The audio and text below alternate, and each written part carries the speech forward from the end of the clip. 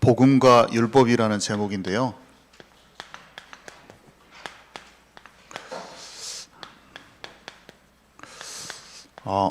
참 오랫동안 명확하게 알고자 했던 주제였어요. 저는 이 주제가 좀 명쾌하게 알고 싶었어요. 그래서 굉장히 성경도 많이 찾아보고 많은 글도 막 읽어보고 했어요. 그러니까 뭐 복음을 몰라서 그런 게 아니라 좀 어떤 부분이 좀 명쾌하지 않은 부분들이 저한테는 있었어요. 그래서 좀 구약의 하나님이 이해는 가지만 더 깊이 하나님의 마음을 좀 찾고 싶은 그런 마음들이 있어서 들여다보고 기도하고 또 말씀을 읽는데 참 많이 가깝게 깨달아지더라고요. 이게 많이 가깝게 깨달아지고 이해도 많이 되고 하나님의 마음도 잘 알아지고, 그래서 그런 부분들 이미 아시는 부분들도 있을 거고, 또 아는데 명확하게 이게 정리가 좀 안 된 부분도 있으실 건데, 오늘 제가 좀 설명하는 것 안에서 같이 영적으로 또 공감하고, 또 말씀을 읽을 때 우리의 어떤 생각이 아니라 성령님께서 우리를 이해시켜 줘야 되잖아요. 이거는 말씀이라는 것은 결국에는 하나님과의 관계성이기 때문에 말씀이 내게 부딪혀 오고 영으로 열려지지 않으면 계속 지식이 돼 있어요. 지식인데 영으로는 안 알아지는 거예요. 그러니까 우리가 같이 나누고 듣고 읽지만 보고 듣고 읽고 깨닫는 자, 성령이 우리를 모든 진리 가운데로 인도하시고 하나님의 깊은 것을 알게 하시는 건 오직 성령이시기 때문에 읽을 때 항상 하나님을 의지해야 됩니다. 하나님께 가르침은 하나님이 주셔요. 아무도 가르칠 필요가 없다고 했어요. 성령님이 가르쳐 주시거든요. 그래서 그런 항상 입장에서 성경을 우리가 같이 상고하고 같이 느끼고 같이 깊이 이해했으면 좋겠어요. 여기 보니까 우리가 영을 받았죠. 하나님의 영을 받잖아요. 그러면 우리가 마음이 부드러워진대요. 마음이 부드러워진 마음인데, 부드러운 굳은 살이 제거되는, 한마디로 마음이 단단하면은 튕겨져 나가버려요. 하나님의 음성이 들려도 튕겨져 나가버려요. 내가 받을 수가 없어요. 근데 부드러워졌다, 이거는 너희가 어린아이 같지 않으면 결단코 천국에 들어가지 못하리라, 이런 구절이 있잖아요. 부드러운 마음이라는 것은 어느 때고 반응하는 마음이에요.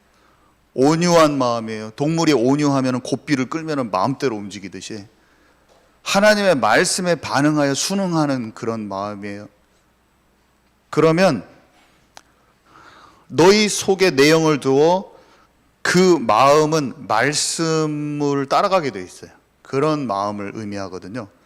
그래서 하나님의 영이 들어오면 우리의 단단한 마음이 사라지면서 하나님의 말씀을 순종할 수 있게 됩니다. 한마디로 하나님의 말씀이 우리 안에 들어오는 것이 하나님의 나라인데, 성령을 통하여 하나님의 영에 감동돼서, 한마디로 성령 충만, 말씀 충만, 성령 충만, 말씀 충만 얘기하는 거예요. 이게 사실은 성령 충만, 말씀 충만 되면 하나님의 나라예요. 그게 하나님의 영으로 하나님의 말씀이 우리 안에 들어와서 풍성히 거하고, 세상의 기준이나 나의 옛날의 어떤 사상이나 어떤 내 세계관이나 나의 철학이나 나의 어떤 주장과 이런 판단을 떠나서 하나님의 마음으로 모든 세상을 보고 진리로 모든 것을 보는 상태, 모든 문제와 상황과 사건을 만났는데 그 모든 게 하나님의 뜻으로 볼 수 있는 상태, 아버지의 마음으로 이 사람에 대해서도 보고, 이런 상황이 일어났는데 그 상황이 하나님이 지금 세상을 통치하는 흐름 가운데 나에게 어떤 것인지 딱 느껴지고, 그래서 내가 섣불리 세상의 기준으로 봤을 때는 다 어떻게 봐야 된다가 있지만 하나님이 보시는 건 전혀 다른 거잖아요. 그잖아요. 형들한테 배신당해서 노예로 갔는데 그게 나를 준비하는 공간이야, 그런 거잖아요. 전혀 다르잖아요. 그러니까 그것을 인간의 사람 수준을 뛰어넘는 것은 하나님의 흐름 속에 들어오는 거잖아요. 하나님의 영으로 딱 돼서 그의 나라가 이루어지고 하늘의 뜻이 지금 내 삶 속에 이루어지는 것을 내가 눈치챌 수 있는 하나님의 뜻과 계획이 지금 하늘의 뜻이 이 땅에 이루어지게, 내 삶 속에 펼쳐지게 해주십시오. 사람 보기에는 전혀 엉뚱하고 어려운 것 같지만 그게 아니라 나는 아버지의 나라, 말씀으로 충만, 성령 충만되어 있고 상황과 문제와 상황 속에서 사람은 배신해서 나를 노예로 팔려갔지만 거기에 지금 내가 내 인생의 흐름 속에 아버지가 지금 이끌어가고 있는 그 뜻을 보게 해주십시오. 그 여정을 내가 보게 해주십시오. 그의 나라와 그의 의를 구하는 거잖아요. 우리의 기도는 그의 나라와 그의 의를 구하는 거라고 했어요. 다 일맥상통하는 내용이죠. 이렇게 되면 율례를 행하는 거예요. 율례를 행한다고 그랬죠. 율례를 행한다.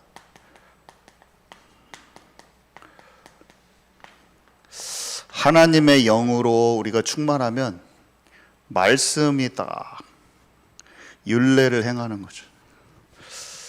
오늘 복음과 율법에 대해서 얘기할 건데요. 먼저 서론에 보니까 서론에 잠깐 얘기하고 싶은 게 복음은 결국에 언약이고 그 언약이 약속이거든요. 그러니까 하나님과 인간 사이에 체결된 약속, 그 언약 체결이 돼버린 건데 이 인간이 하나님과 이 언약이 체결되는 것을 얘기하기 전에 우리 사람 간의 약속을 잠깐 간단히 생각을 해봅시다. 사람 간의 약속은 일단은 전제가 서로의 이익이에요. 뭐 국가 간에 평화조약을 맺는다. 서로 이익이죠. 나라 간에. 그러니까 일단은 서로 유익이 되고 즐거움이 되는 것. 이사야서 28장 15절에 보니까 이사야 선지자가 이스라엘의 지도자들을 이렇게 나무라는 장면이, 지적하는 장면이 나옵니다. 이스라엘 지도자들이 자기가 눈에 보이기에 힘세 보이는 강대국하고 이 언약을 맺어요. 그러니까 사람을 믿고 사람을 의지하는 자는 사망에 처해질 것이다 라고 이렇게 얘기합니다. 세상에서는 다 사람을 믿어요. 사람을 믿고 사람을 의지해요. 다른 사람이 나를 어떻게 생각하는가, 그게 중요해요. 그리고 그 사람한테 기대입니다. 사람이 없으면 내가 안 될 것 같은 거예요. 이게 복음으로 아까 하나님의 나라와 하나님의 의를 구하지 않는 습성에서 무조건 출발하게 돼요. 이거는 나빠서 그런 게 아니라 영적으로 하나님의 나라 속으로 못 들어가면 사람을 의지해요. 옆에 다른 힘센 것을 의지하게 돼 있어요. 그래서 그 사람이랑 나랑 이렇게 어떻게 해봅시다. 약속 같은 걸 하죠.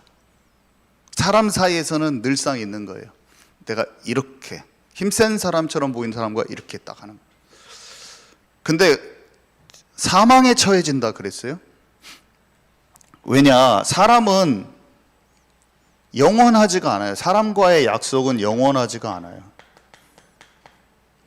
이익이 맞물려지는 게 내 동기하고 맞물려지지 않잖아요. 그러면은 어저께 친구가 내일의 적이야. 어저께까지 분명히 나랑 동업하자고 그랬는데 진짜 1,000원짜리 한 장 안 주니까 어떻게 돼요? 다음날 진짜 배신자가 돼요. 다음날 적이 돼버려. 완전 원수가 돼버려. 원수. 동업할 때 많이 일어나죠. 금세 사람의 약속은 변질돼요. 영원하지가 않아요. 변질되고 배신하고 막. 그래서 비참한 최후가 있다고 28장 18절에 이사야가 딱 말을 해줍니다. 비참한 최후가 있다. 그것에 도리어 네가 밟히게 된다. 내가 의지했던 그 사람한테, 내가 의지했던 그 강대국에게 도리어 짓밟히게 된다고 얘기해줘. 사람은 믿을 수가 없어요. 나빠서 그런 게 아니라 진짜 하나님 나라가 이루어지지 않는 사람은 무조건 동기 이익 중심으로 움직여요. 하나님의 뜻을 찾을 수 있는 그 사람만 배신 안 합니다.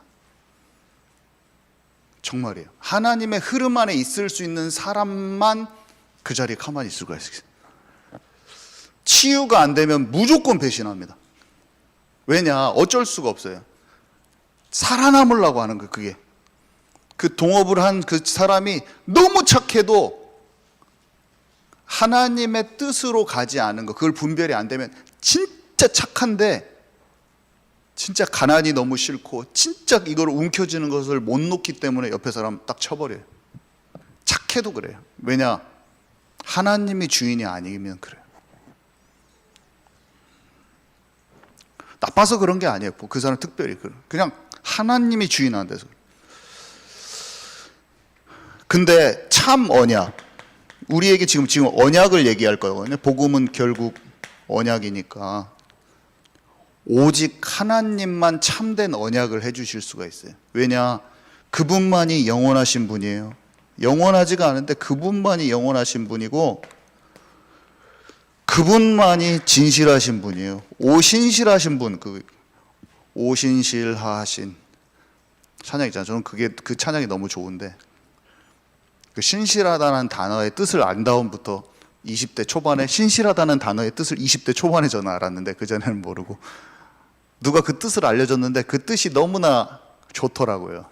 신실하다는 것은 약속을 어기지 않으시는 분이래. faithful, 믿을 만한 분이라는 거예요. 영어로 faithful인데 신실하니. 이 사람은 다 믿을 수가 없어요.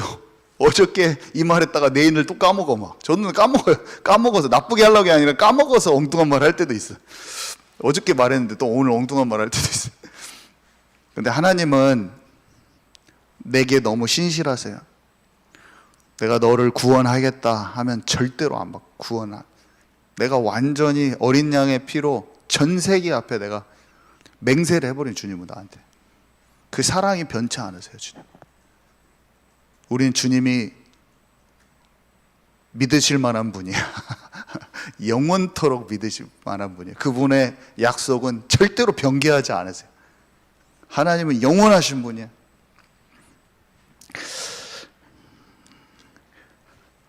이 언약을 책임질 수 있는 능력을 가졌어요.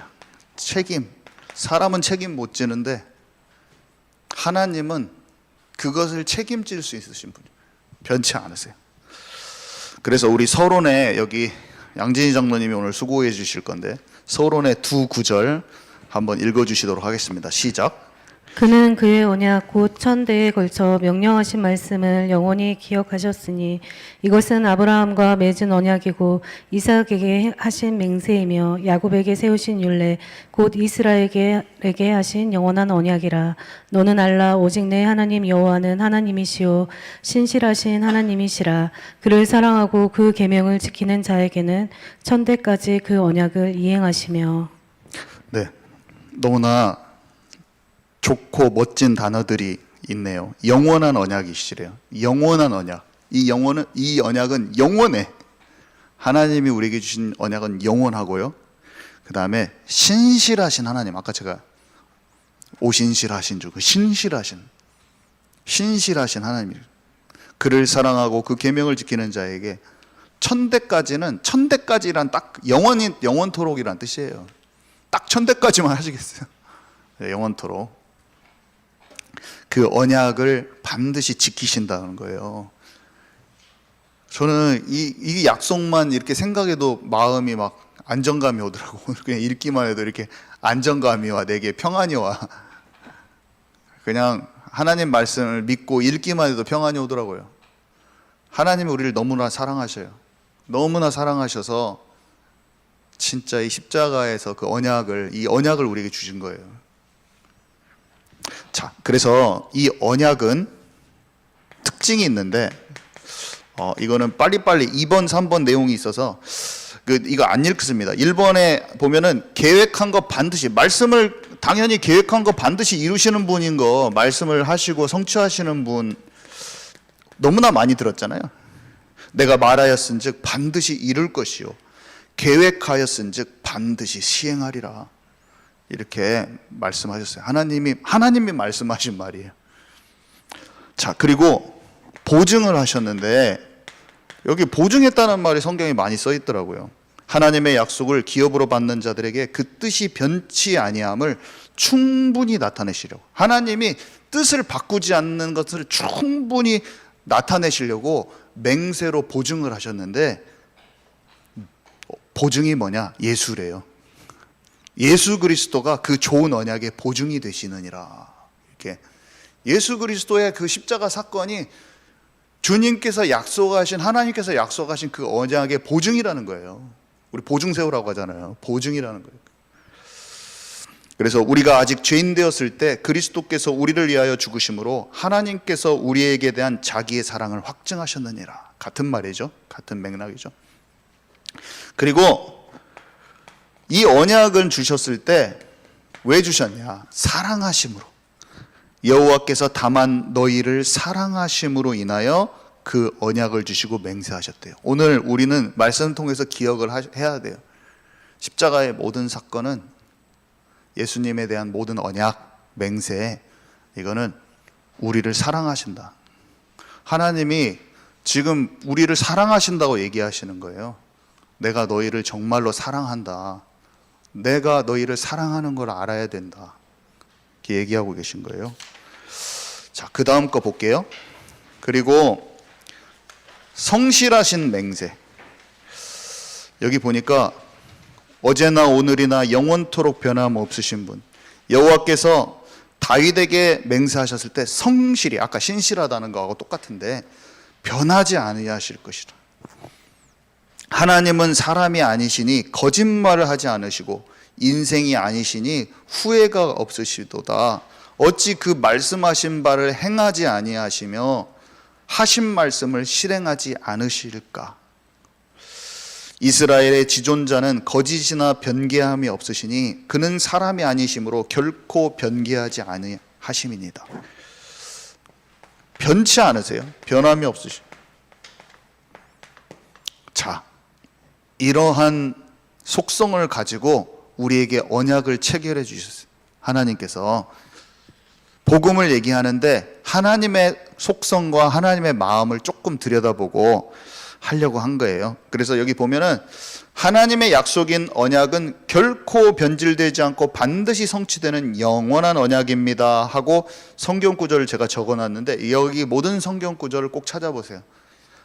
시대마다 영원한 언약이라는 단어를 표현해서 하나님께서 그 각 사람들에게 얘기하신 장면이에요. 그게 전부 다 내가 너희에게 영원한 언약을 주겠다라고 설명되어 있는 구절들이에요, 이게.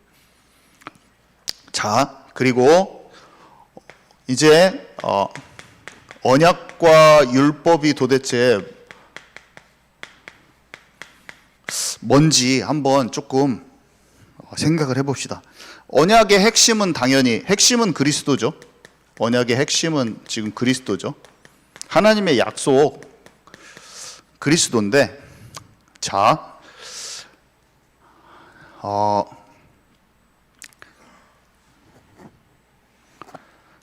아담,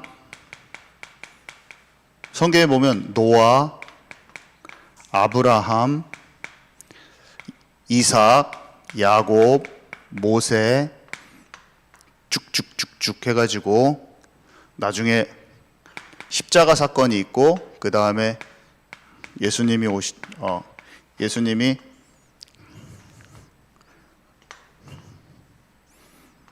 예수님의 계명을 말씀해 주셨죠. 그 다음에 십자가 사건이 있었고, 그 이후에 우리가 있잖아요. 근데 중요한 것만 썼어요. 아담하고 약속을 했어요. 노아하고 무지개 언약도 체결하시고, 아브라함하고 창세기 15장에 그 희생제사 하면서 언약을 체결하셨고, 이삭도 불러서 약속해 주셨고, 야곱도 언약 체결해 주셨고, 모세는 호렙산에서도 체결해 주셨고, 시내산 언약, 율법을 주시는 장면, 그런 게 있잖아요. 근데 아담 때가 이제 BC 4000년 정도 돼요. 거의. 모세 때가 BC 1500년 정도 돼요.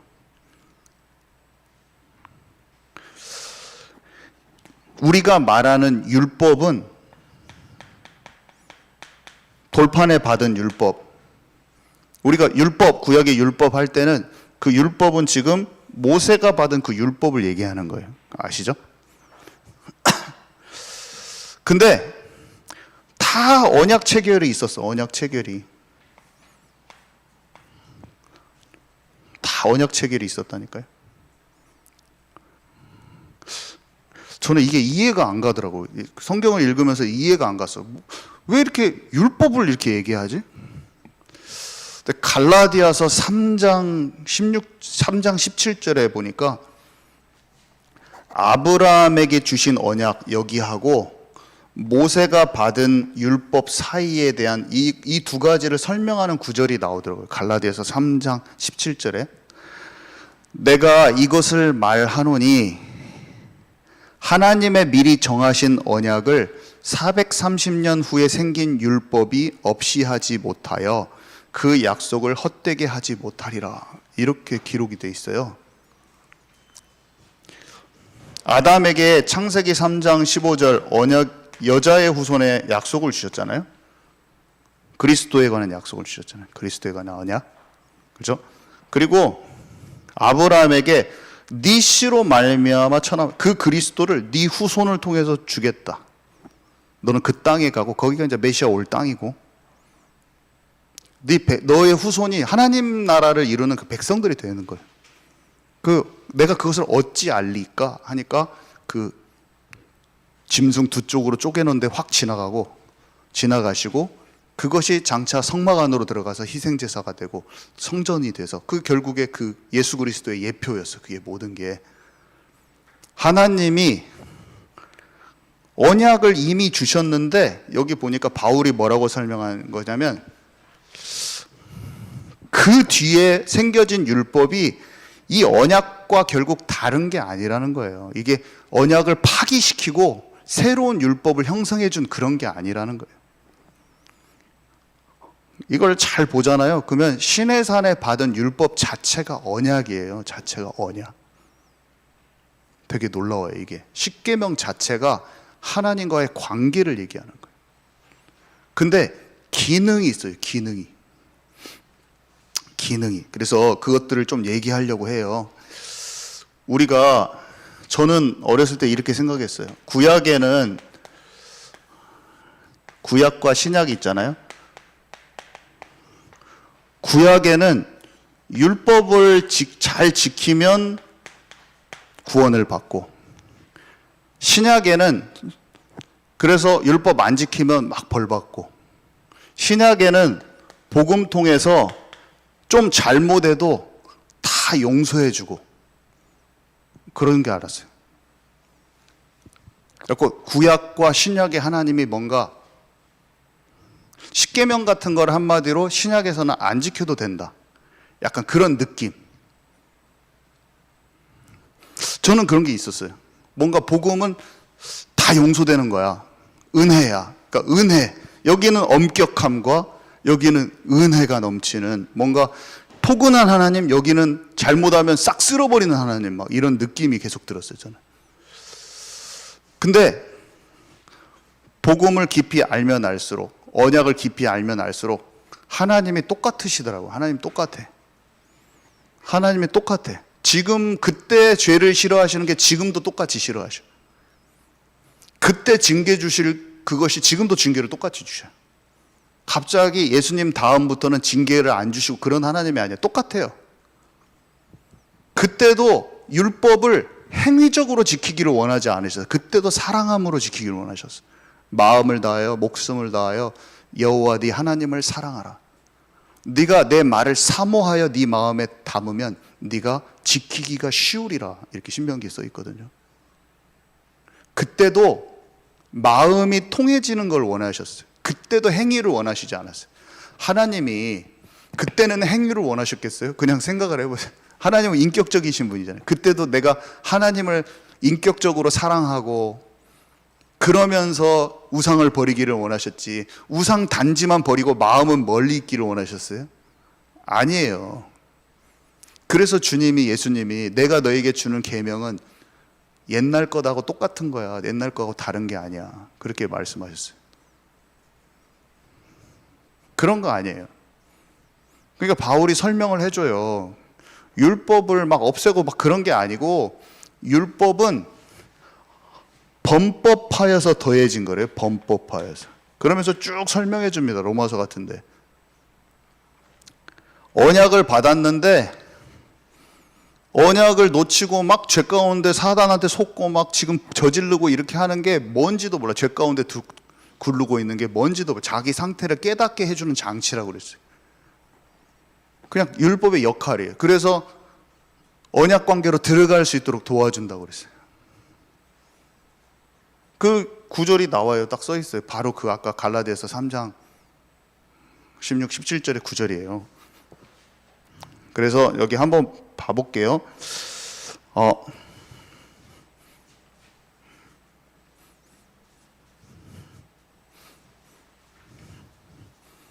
우리 한번 읽겠습니다. 율법의 역할과 완성인데요. 율법은 무슨 역할을 하냐면 한마디로 내가 얼마나 많이 속고 있는지 그거를 율법을 딱 갖다 대면은 내가 죄를 저지르는 게 발견된 거야. 하나님과 관계가 엄청 멀리 떨어져 가지고 엉뚱하게 하고 있는 것을 드러내 준다고 그랬어요. 그리고 나는 율법 앞에 철저히 복음이 필요한 존재로 더 깨달아진다는 거예요. 그래서 우리 한번 3번에 1번 읽어주시겠습니다. 시작. 또 하나님 앞에서 아무도 율법으로 말미암아 의롭게 되지 못할 것이 분명하니 이는 의인은 믿음으로 살리라 하였음이라. 그러나 내게 죄를 알게 한 것이 율법입니다. 만일 율법이 탐욕을 품지 말라고 하지 않았던듯 나는 내 마음속에 있는 죄, 그 잠복해 있는 악한 욕망을 알지 못했을 것입니다. 그러나 죄는 이러한 욕망이 악한 것이라는 것을 내게 알게 해주면서 내 속에 숨어있는 모든 금지된 욕망을 충동시킴으로써 이 율법을 어기게 만들었습니다.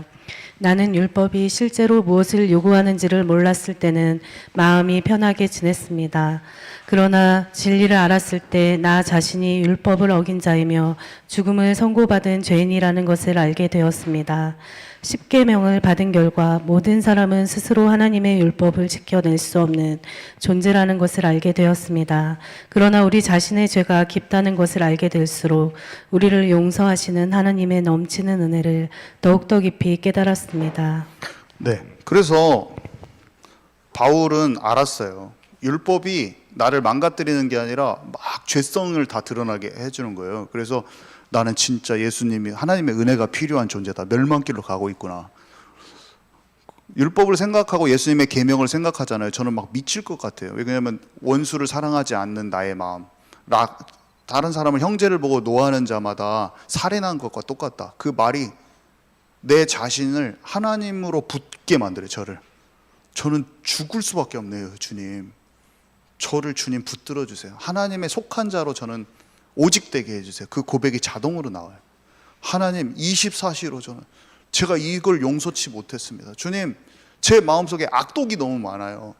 핏값으로 주님께서 저를 사셨는데 저는 치유받기 원해요. 오늘 적당히 이렇게 머무르 있지 않고 싶어요. 살아계신 하나님 안에 거하게 해주세요. 그 기도가 저절로 나와요. 하나님 나라가 임하기를 원합니다. 그 기능이 되어줘요. 하나님의 말씀을 읽을 때마다. 그래서 성경에 보면 율법을 들여다보는 사람은 그 사람을 너를 온전케 하는 율법이라고 써 있거든요. 사람을 야고보서 1장 25절에 보면은 사람을 온전케 하는 율법. 내가 주야로 율법을 묵상하며 주의 율례의 길로 내가 달려가리다. 막 시편 119편. 그것에 가장 율례를 들여다봤을 때 자기가 상한 심령, 하나님께 원하시는 제사는 상한 심령이라 그 기쁜 마음을 알았던 다윗의 고백이 써 있는 데가 시편 119편이에요. 율례를 들여다보는데 내가 명철이 좋아서 내가 악한 자들, 나를 대적하는 자들을 내가 이깁니다. 왜 그러냐면 속지 않는 쪽으로 자기가 들어가는 마음으로 계속 변화되는 거예요. 그래서 예수 그리스도를 소망하게 되는데 그 부분 읽어주시겠습니다. 시작. 그런즉 율법은 무엇이냐? 범법함으로 더하여진 것이라 천사들을 통하여 한 중보자의 손으로 베푸신 것인데 약속하신 자손이 오시기까지 있을 것이라.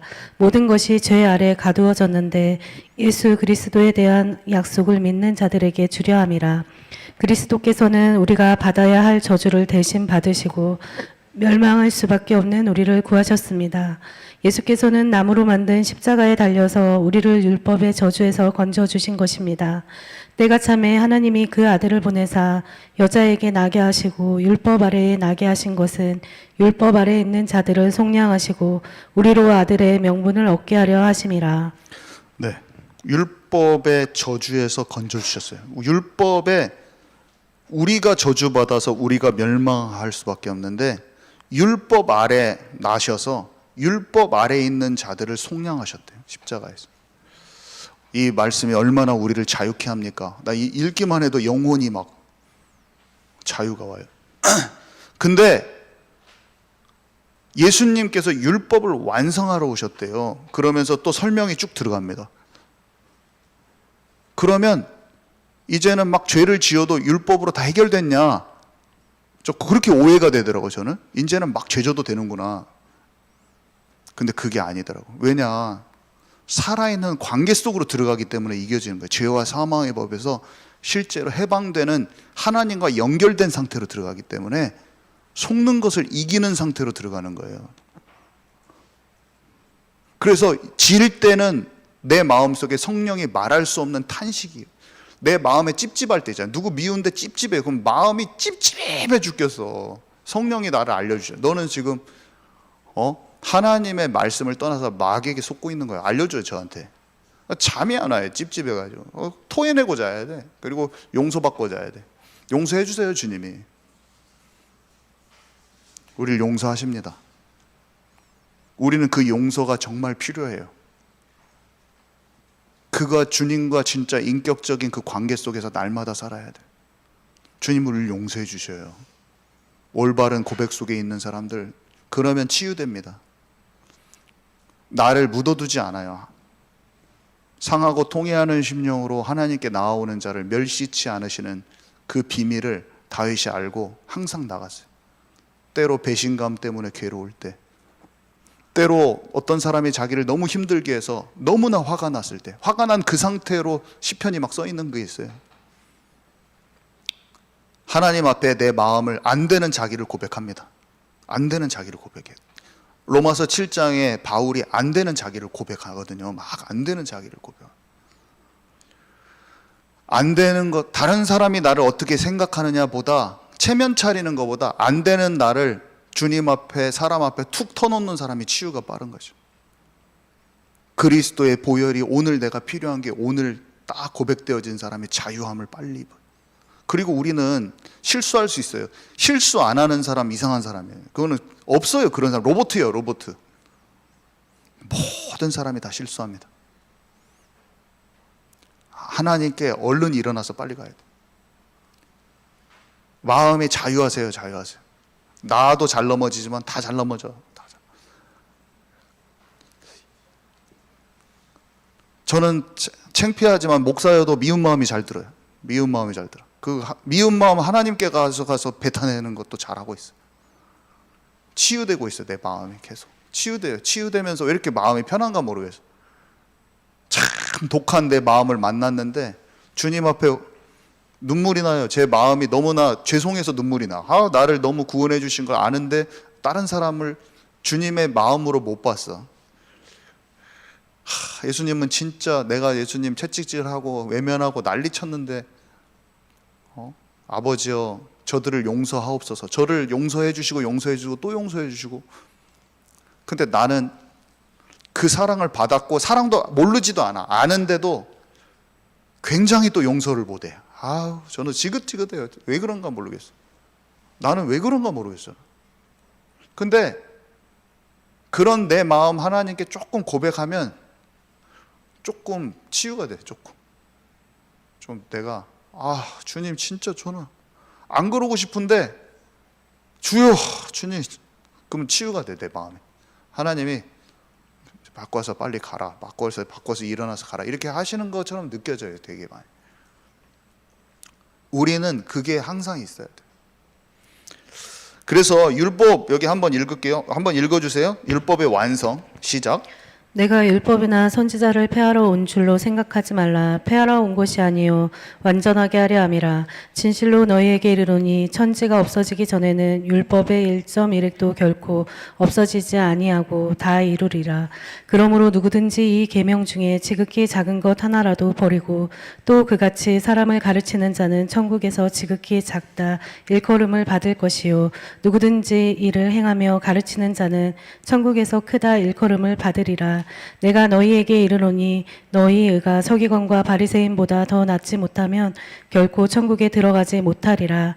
그들이 하나님의 율법을 지켜서 얻으려고 하는 모든 것을 그리스도께서는 그리스도를 믿는 사람들에게 주신다는 것을 그들은 깨닫지 못하고 있습니다. 그리스도께서는 모든 율법을 종결 지으셨습니다.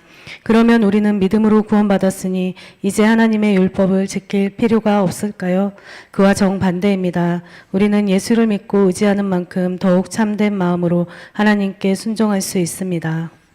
네. 그래서 보면은 이게 율법의 완성이잖아요. 이게 십계명 자체가 하나님을 사랑하고 이웃을 사랑하는 것, 그게 선지자 율법과 온 율법과 선지자의 강령이라. 한마디로 요약하면 강령이라는 게 요약했다는 거예요. 줄거리를 딱 요약했다는 뜻인데, 하나님을 사랑하는 것과 이웃을 사랑하는 것을 여러 가지 법도로, 십계명과 그 밑에 막 수개 막 규례들이 있거든요. 몇백 개가 있어요. 사람들은, 율법학자들은, 유대인들은 막 그거 막 지키려고 엄청 노력을 하는데, 하나님과 관계 속으로 들어가지만 않으면서 행위적으로 지키려고 그러고, 어떤 계명이 더 큽니까? 막 그런 거 물어보고 있어요. 관계 속으로는 안 들어가면서 그걸 지키려고 막 하는 거예요. 근데 하나님을 사랑하니까 우상을 버려야겠죠. 이웃을 사랑하니까 살인하지 말아야겠죠. 뭐 그런 게 있겠죠. 살인하지 말라. 근데 행위적인 사람은 내가 살인까지만 안 했으니까 괜찮아, 이 사람을 패고 완전히 식물인간 만드는 것까지는 괜찮은데 살인까지는 내가 안 했잖아, 이런 입장이 돼 있는 거야. 본질을 모르면. 살인은 안 했지 내가? 이렇게. 그 마음을 모르니까. 미우는 게 살인이라고 했잖아요. 미움도 속는 거고 살인도 속는 거야. 이미 하나님의 마음을 몰라. 이웃 사랑하는 하나님의 마음을 몰라. 그 사랑이 또 어떤 사랑인지도 모르고. 똑같은 거예요. 예수님이 천국의 서기관마다 옛것과 새것을 곳간에서 꺼내오는 것과 같다. 천국의 서기관, 하나님 나라의 서기관. 서기관은 본래 율법을 가르쳐주는 사람인데 전부 다 가짜 서기관이야. 하나님의 나라의 것을 몰라요. 율법주의자가 돼 있어가지고. 근데 천국의 서기관, 하나님 나라를 온전히 아는 서기관은 옛것과 새것을 하나님의 뜻대로 온전하게 빼내서 사람들한테 알려준다는 뜻이에요. 왜냐? 하나님 마음에 관통돼 가지고 올바르게 이해가 돼 있어. 진리가 올바르게 이해가 돼 있어서 진리가 자유케 하는 비밀을 온전하게 전할 수 있는 힘이 갖춰진 사람이 천국의 서기관인 거예요. 그래서 율법이 완성되는 원리, 율법을 지키는 원리는, 죄를 이기는 원리는 결국 이거예요. 성령의 인도함을 잘 받는 거예요. 여기 뒤에 맨 뒤에 장 같이 한번 읽어볼게요. 여기 맨 뒤에 장 다 읽어주세요. 내가 이르노니 시작. 내가 이르노니 너희는 성령을 따라 행하라. 그리하면 육체의 욕심을 이루지 아니하리라. 육체의 소욕은 성령을 거스르고 성령은 육체를 거스리나니 이 둘이 서로 대적하므로 너희가 원하는 것을 하지 못하게 하려 함이니라. 너희가 만일 성령의 인도하시는 바가 되면 율법 아래에 있지 아니하리라. 육신의 생각은 사망이요 영의 생각은 생명과 평안입니다. 그리스도의 영이 없으면 그리스도의 사람이 아닙니다. 우리의 몸은 우리의 것이 아니라 그리스도의 피로 값주고 사신 성령의 전입니다. 그러므로 우리는 먹든지 마시든지 무엇을 하든지 하나님의 영광을 위하고 우리의 몸과 삶 전체를 하나님께서 기뻐하시는 거룩한 산제사로 드려야 합니다. 아멘. 여기 말했잖아요. 성령을 따라 행하라. 성령이 우리 안에 오시면 말씀이 이해가 되지고 하나님의 마음을 알고 하나님이 원하시는 방향을 알기 때문에 성령을 따라서 행하게 돼요. 내 본능적인 죄성을 따라가지 않고. 그래서 율법을 지키려는 노력이 아니라 성령과 그 교제 가운데 성령의 법에 통치받으면 속는 죄, 사망의 법에서 해방된다고 그랬잖아요. 살아계신 하나님과 성령으로 인해서 실제 교제가 이루어진다면, 그러면 여기 보면 너희가 만일 성령의 인도하시는 바가 되면 율법 아래에 있지 아니라 이게 무슨 뜻이냐면, 진짜 성령의 인도하심 따라서 그 살아있는 관계 속에서 너희가 있으면 율법을 막 지키는 그 행위 속에서 그런 율법주의적인 사고방해 아래에서 갇혀 있지 않는다는 뜻이에요. 율법 아래에 있지 않는다는 말이에요. 그러니까 율법을 지키는 게 아니라 사모함으로 사랑하는 관계 속에 들어가 버린다는 거예요. 그래서 예수님이 말씀하셨어요. 너희가 나를 사랑하면 내 계명을 지키리라. 이 말은 큰 뜻이 있어요. 관계가 제대로 사랑하는 관계에 있으면 네가 내 말을 지키게 돼 있어. 그거는 율법을 지키는 행위가 아니야. 이런 걸 얘기하시는 거예요. 그게 구약에도 써 있고 신약에도 써 있어. 똑같은 말이에요. 사모하면, 사랑하면 우리는 초점이 어디로 가야 되냐면 하나님과 관계 속으로 들어가야 돼요. 자꾸. 그래서 마지막으로 한 예만 딱 설명하고 끝나겠습니다. 그래서 어떤 한 가족이 있어요. 제가 이 비유가 생각이 나더라고요. 한 가족이 이사를 왔는데 그 지역이 엄청 범죄율이 높은 지역이야. 막 할렘과 같이. 그래서 밖에 나가면 막 깡패들도 있고 막 어려워. 그래서 아버지가 가족을 위한 규칙을 마련했어요. 가족을 너무 사랑하고. 그래서 자녀들에게 또 10시 통금이다. 10시까지 통금이다.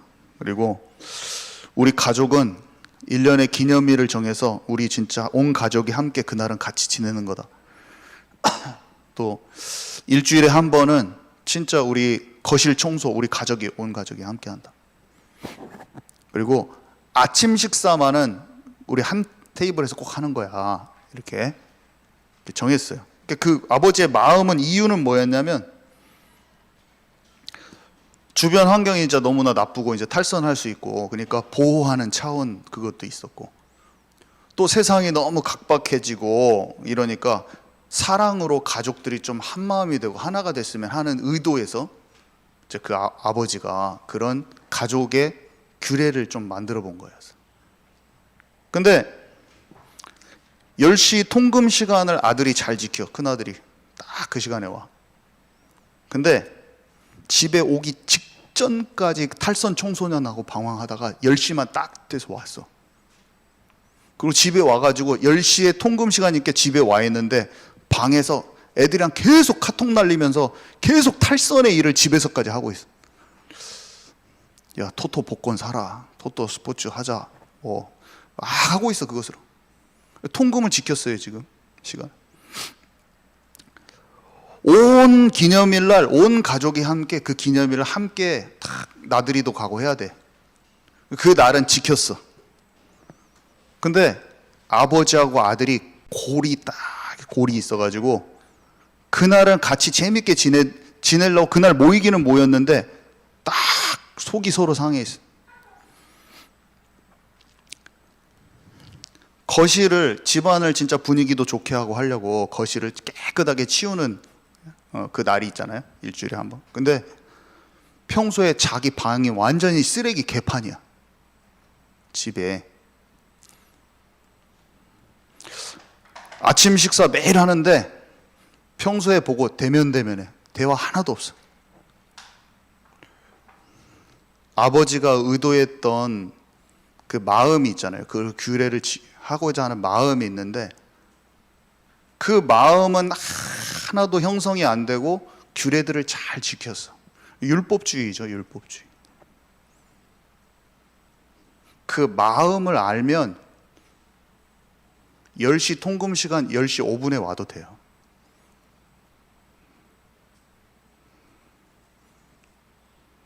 어느 날 작은 아들이 가족들이 진짜 저녁에 10시에 통금 돼가지고 들어오면은 아이스크림 하나 먹으면 진짜 마음이 더 즐거울 것 같아서 베스킨라빈스 들러가지고 막 사왔어. 그래가지고 사가지고 탁 들어왔는데 큰 형이 딱 째려보고 있는 거야. 너 지금 통금 시간 10시까지인데 10시 5분에 왔어? 너 이리 와. 너 아버지가 진짜 싫어하는 거였지. 너 이리 와. 너 죽었어 임마. 잡들이를 해버려 형 동생을. 율법주의지. 그죠? 그냥 비유가 그냥 생각이 나더라고. 갑자기 자고 있는데 꿈에서 생각이 나더라고. 자고 있는데 생각이 나더라고. 이 비유가 만들려고 만든 게 아니라. 언약이 있고 복음이 있는데, 언약이 있고 율법이 있잖아요. 복음이 있고 율법이 있잖아요. 하나님과 살아있는 관계 속에 들어가서 모든 것을 힘있게 지킬 수 있게 되어져야 되는 게 맞는 것 같아요. 우리는 이렇게 들어갑시다. 결론은 이거예요. 십자가의 대속의 사랑 안에서 우리가 예수 그리스도를 믿어졌어요. 거기에서 기쁨이 나옵니다. 우리 안에서. 그리고 우리 안에서 나를 사랑하시는 하나님과 그 인격적인 관계가 다 되어 있기 때문에 하나님의 말씀을 떠나고 싶지 않은 그런 마음들이 마음에 있는 거예요. 이것이 실제 인격적인 만남이에요. 그래서 지식적인 만남은 죄에 대해서 너무나 둔감한 상태가 되어 있는 거예요. 왜냐하면 하나님이 뭘 싫어하시고 뭘 좋아하시는지 이런 걸 몰라요. 전혀. 하나님의 마음이, 하나님이 소중히 여기시는 게 그게 뭔지도 몰라요. 다윗이 언약궤가 들어올 때 미갈이 보고 비웃어 버리잖아요. 다윗이 소중하게 여기는 그것이 하나님이 소중하게 여기시는 건지 몰라요. 교회가 얼마나 소중한지 하나님이 아시잖아요. 하나님이 교회를 얼마나 소중하게 여기시면, 우리가 아까 기도 속에도 나왔지만 자기의 역할과 분량을 소중히 여기면서 합니다. 근데 왜 그걸 소중히 여기지 않냐? 뭔가를 모르기 때문에, 하나님의 마음을 모르기 때문에. 교회를 안 나오는 게 아니라 하나님의 마음을 모르기 때문이에요. 그러니까 언약궤 들어오는 거 비웃어 버려요. 소중한 게 소중한지 모르는 거예요. 기쁨으로 순종하게 되면서 하나님의 거룩과 영원한 생명을 삶 가운데 깊이 점점점 체험하게 돼요. 하나님과 관계 속에 들어가. 그러면서 좀 부족할 수 있어요. 시작은. 그렇지만 날마다 변화되어져요. 그 사람은 날마다 변화되어지는 삶이 돼요. 율법에 짓눌린 사람은 행위적으로 하다가 괴롭기만 하는데, 하나님과 관계 속에 들어간 사람은 부족한데 점점점 치유되고 변화돼요. 그 사람 점점점 변화됩니다. 변화되는 게 보여요. 잘하는 게. 참 지독해도 안 되는 거죠. 이게 이 율법과 복음의 원리예요. 오늘 잘 따로 또 묵상해 보시고 이렇게 했으면 좋겠습니다. 주님 감사합니다. 참으로 놀랍게도 율법 안에는, 이 십계명 안에는, 산상수훈 안에는 우리에게 짐이 되는 게 아니라 하나님의 놀라운 그 사랑과 하나님이 진짜 회복하기를 원하는 그 관계성들이 다 비밀처럼 숨겨져 있었습니다. 하나님, 우리가 말씀 통해서 그것을 더 깊이를 알기를 원하오니 우리가 묵상할 때 성령께서 더 깊이 알려주셔서 우리가 각 개인이 하나님과 깊은 관계를 찾을 수 있도록 주님 인도하여 주옵소서. 예수 그리스도 이름으로 기도드렸습니다. 아멘.